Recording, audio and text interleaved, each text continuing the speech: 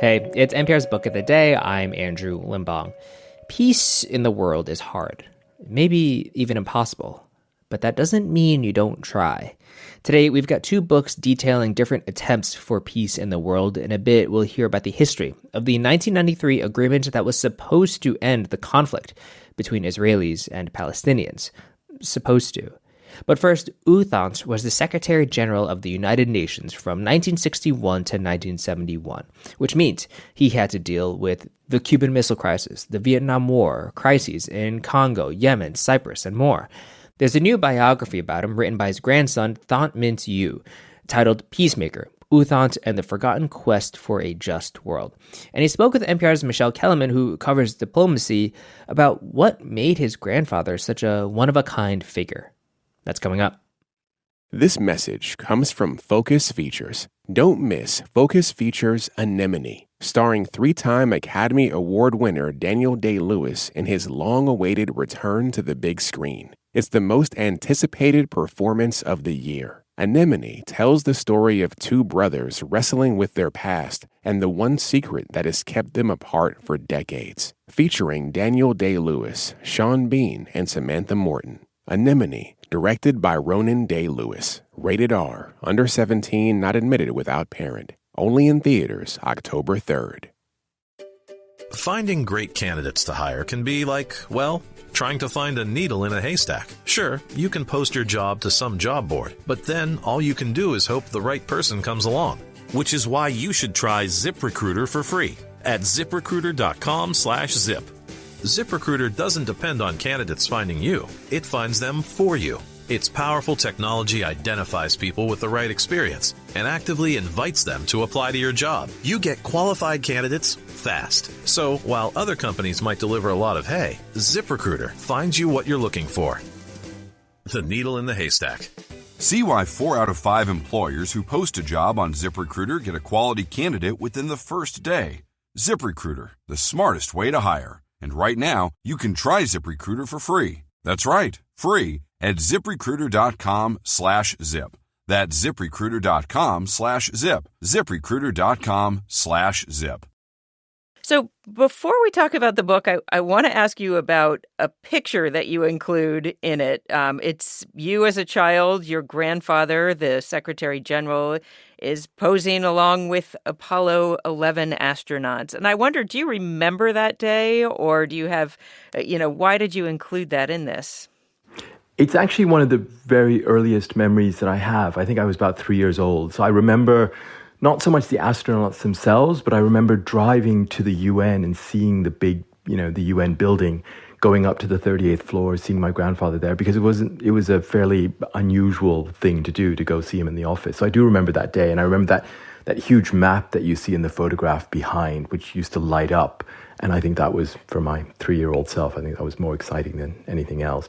I included that because for U Thant, the astronauts, the cosmonauts, space exploration, all those things were of extreme interest to him, and I think really influenced how he thought about his role in the future of the UN as well.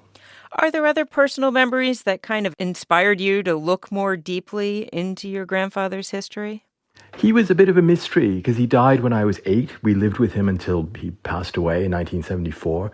And so I remember him, but he was always it was always a very fuzzy memory. And as I grew older and I worked for the UN myself, I didn't know that much about him as a person in terms of what he did. I knew the outlines of his career, but I was always a little bit curious, but I never had time to research it until just a few years ago.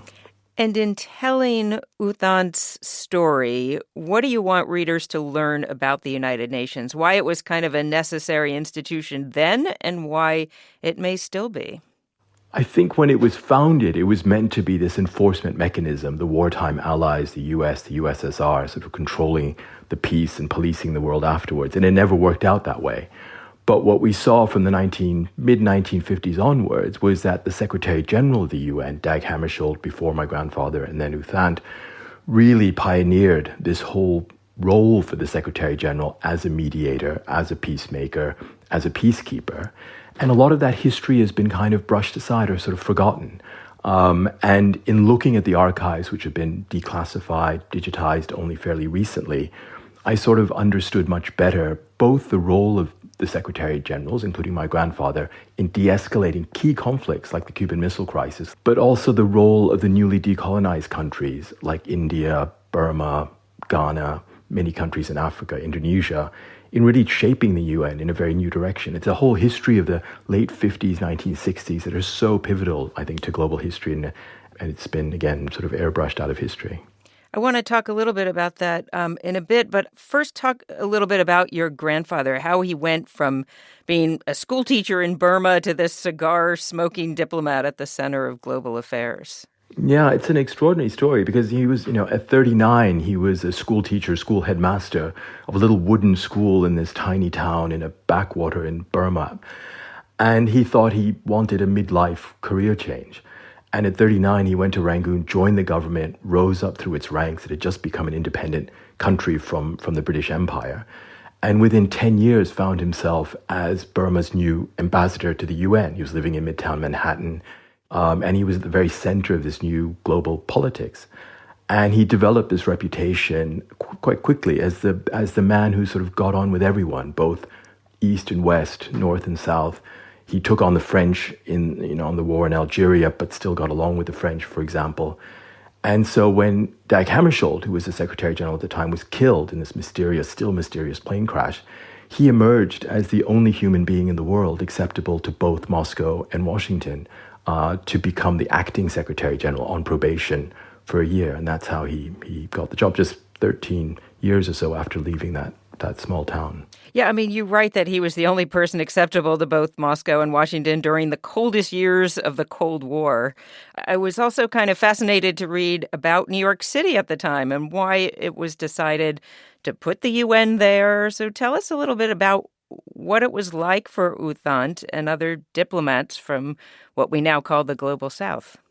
Yeah, I think on the one hand, it was incredibly exciting. I mean, America was by far the richest as well as most powerful country in the world. New York was at the center of the world. So it was an exciting time. And I think he and my mother, for instance, his daughter who came with him, were in many ways very happy to be in New York and very pleased with their lives there. At the same time, they faced a lot of discrimination, as did many of the diplomats who came into New York from Asia and especially from Africa at the time, especially with housing, but also on occasionally on a day-to-day basis as well. So it was this mix. It was both kind of being pulled into this world of Upper East Side diplomatic functions and receptions at the UN and the limousines and the big meetings with leaders from around the world, but also being part of still in many ways a segregated society, especially when they went outside of New York City itself.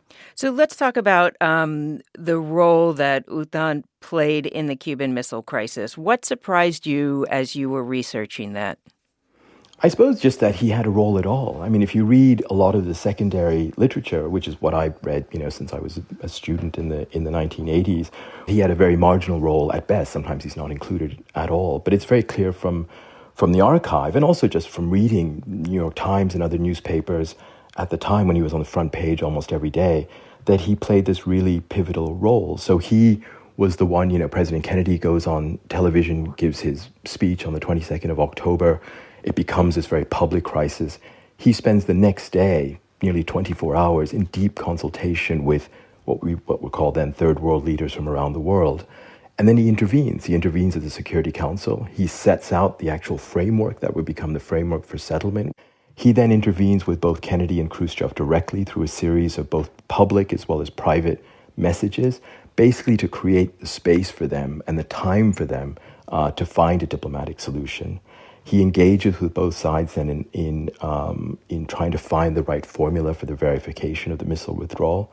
And then he goes to Havana and basically kind of tries to diffuse Fidel Castro's temper and make sure that he wasn't going to be a problem at a time when Khrushchev and Kennedy were nearing an agreement. So, I think the thing is that he was this neutral arbiter, right? This neutral figure that was essential to both sides in climbing down from what was then, the very edge of a possible nuclear catastrophe.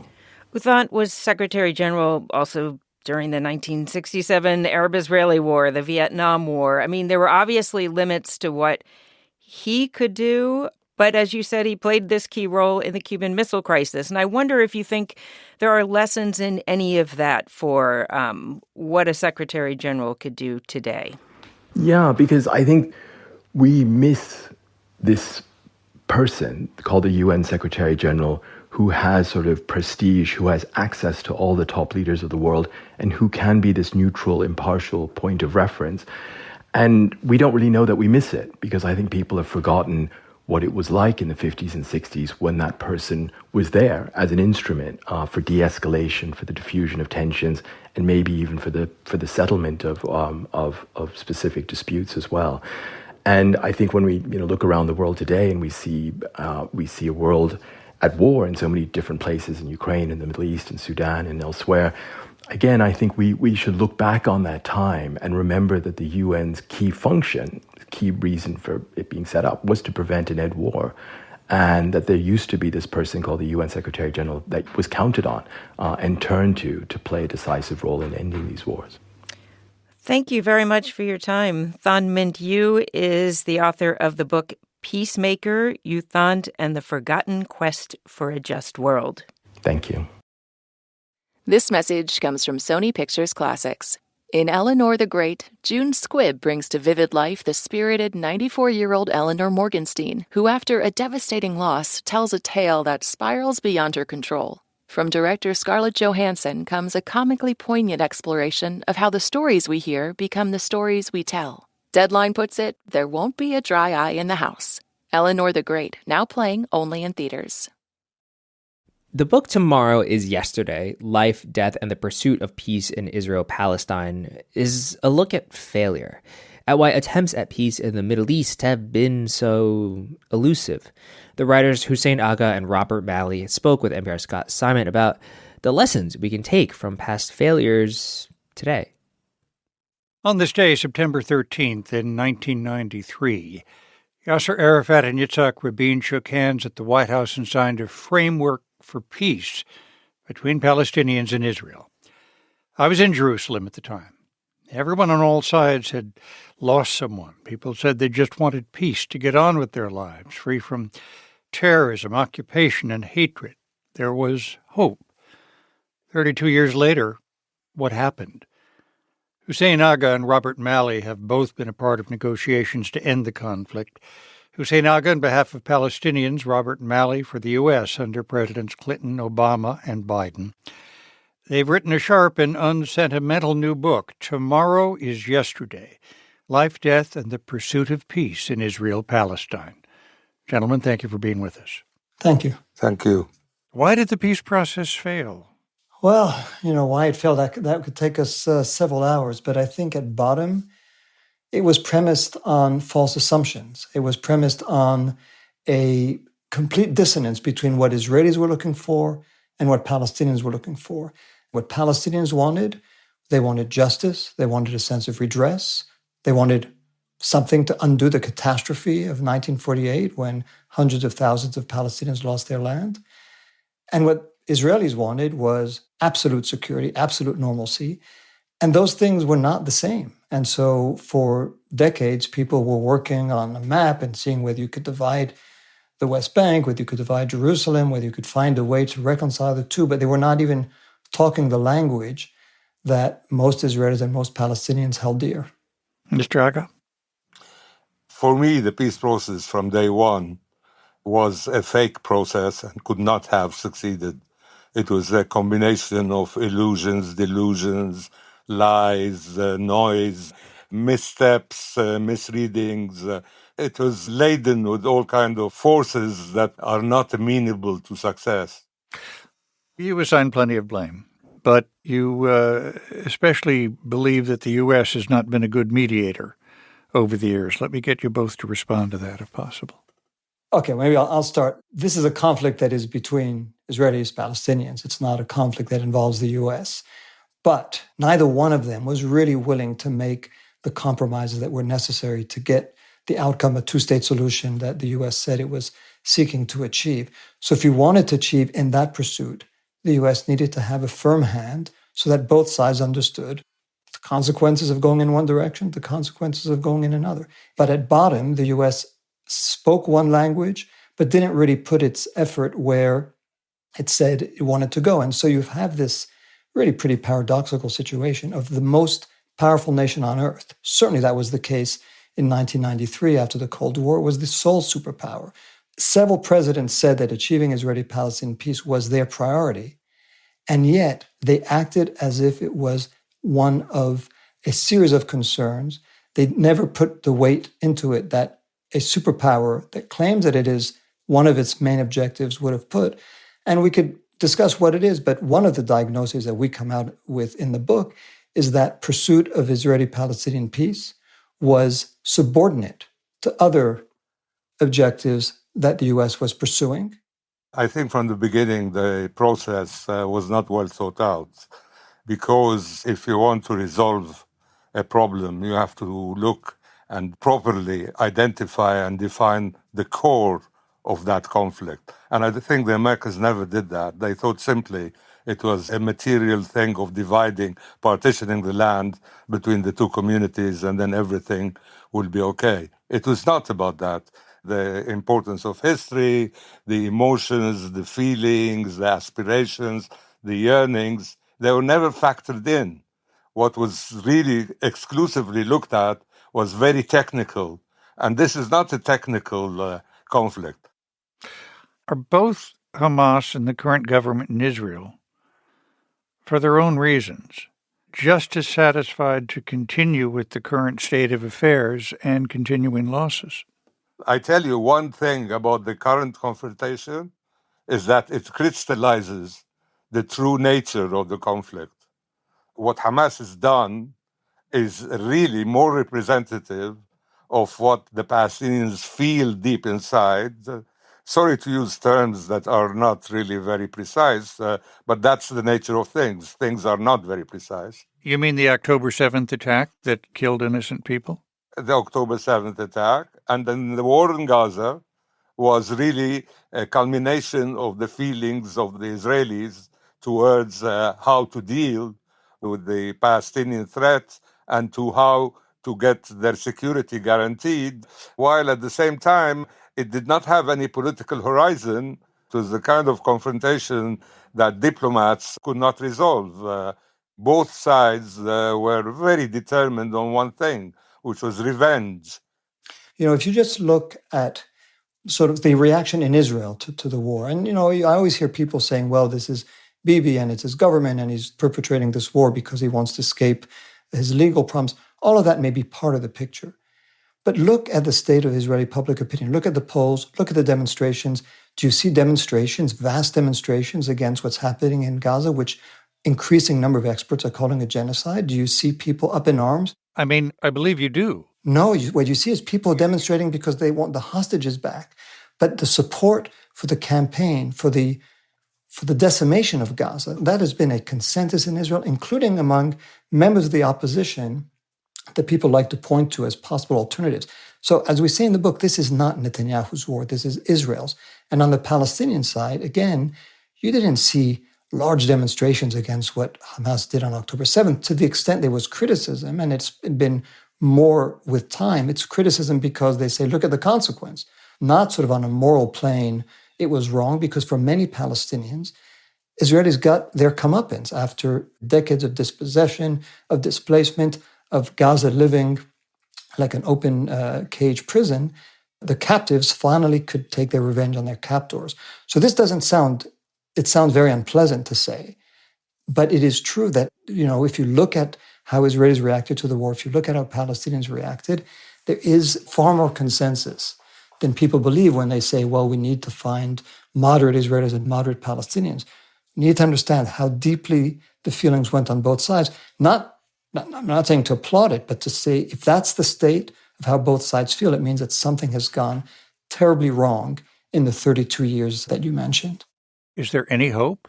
Do you see any possibility for two people living together in peace, if not happiness?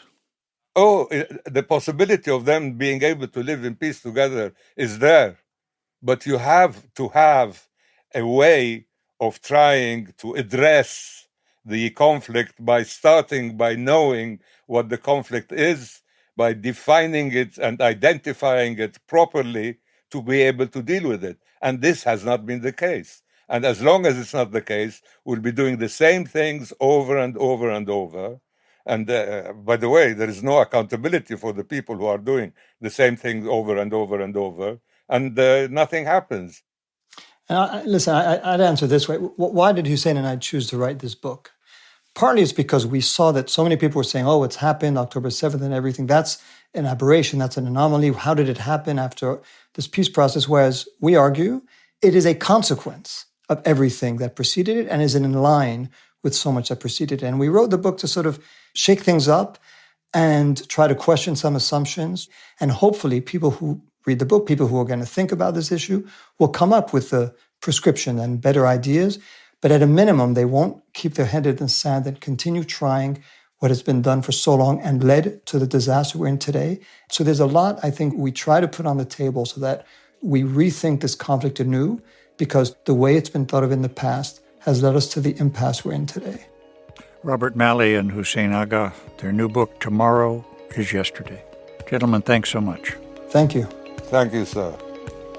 That's it for this week on NPR's Book of the Day. If you want more, you can sign up for our newsletter at npr.org/newsletter/books. I'm Andrew Limbong. The podcast is produced by Chloe Weiner and edited by Megan Sullivan. Our founding editor is Petra Mayer. The show elements for this week were produced and edited by Tyler Bartlam, Jeanette Woods, Jacob Fenston, Martin Patience, Mia Venkat, Ashley Brown, Shannon Rhodes, Dave Mistich, Janiyah Williams, and Todd Munt. Yolanda Sanguini is our executive producer. Thanks for listening.